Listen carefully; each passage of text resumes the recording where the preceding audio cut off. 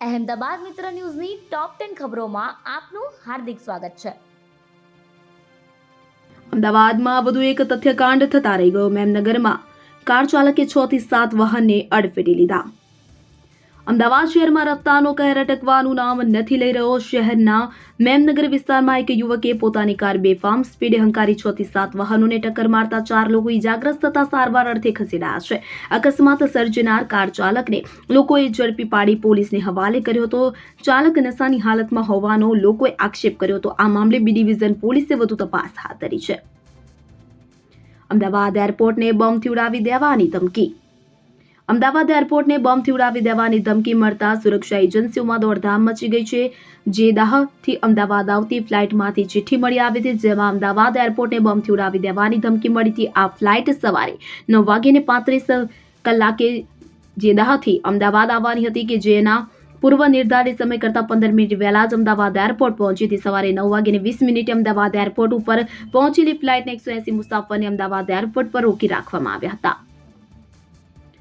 રાજ્યમાં આરટીઓ ઇન્સ્પેક્ટરની હડતાલથી અરજદારોને ધરમનો ધક્કો. રાજ્યમાં આરટીઓના મોટર વ્હીકલ ડિપાર્ટમેન્ટના ટેકનિકલ ઓફિસર એસોસિએશન દ્વારા પડતર પ્રશ્નોનો ઉકેલ નહીં આવતા આંદોલન શરૂ કરવામાં આવ્યું છે. આજે સોમવારે નો લોડિંગ ડે અભિયાન સાથે હડતાલ પર ઉતરી ગયા છે. કર્મચારીઓ કચેરીમાં લોગિન નહીં કરી વિરોધ નોંધાવી રહ્યા છે, જેથી તમામ કામગીરીઓ ખોરવાઈ ગઈ છે અને અરજદારો આરટીઓ કચેરી પહોંચી રહ્યા હોવાથી લાંબી લાઈનો લાગી ગઈ છે. જો કે અહીં પહોંચ્યા બાદ લોકોને હડતાલ અંગેની જાણ કરવામાં આવતા રોષ જોવા મળી રહ્યો છે. પરીક્ષા પે ચર્ચા 2025ની 8મી શ્રેણી.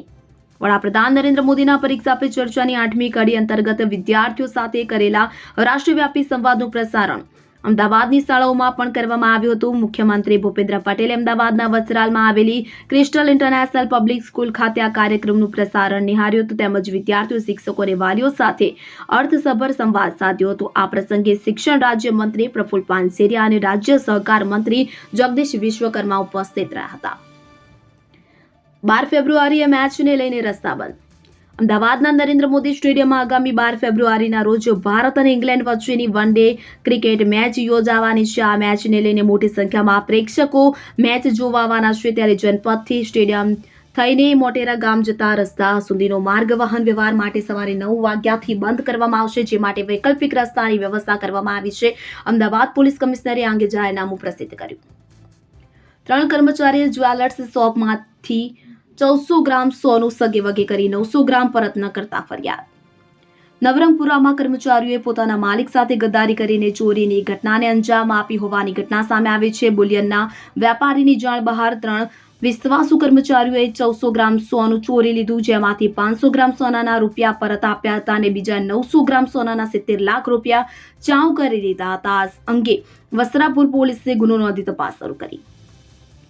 નિરમા યુનિવર્સિટીમાં સ્વચ્છતા હી સેવા પર 1 એક્ટ પ્લે સ્પર્ધા.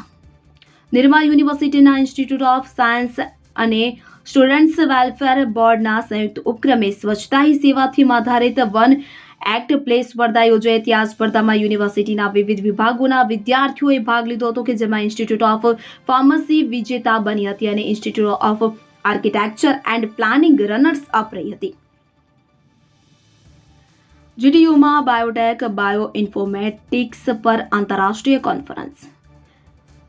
જીટીયુની school of applied sciences and technology દ્વારા બાયોટેક બાયો ઇન્ફોર્મેટિક્સ ઇન્ટરફેસ વિષય પર 7મી આંતરરાષ્ટ્રીય કોન્ફરન્સનું આયોજન કરવામાં આવ્યું. ગુજરાત સ્ટેટ બાયોટેકનોલોજી મિશન અને અન્ય સંસ્થાઓના સહયોગથી યોજાયેલી આ કોન્ફરન્સમાં તાઇવાન, ઇન્ડોનેશિયા, શ્રીલંકા, નેપાળ અને અમેરિકા સહિત 5થી વધુ દેશોના પ્રતિનિધિઓએ ભાગ લીધો.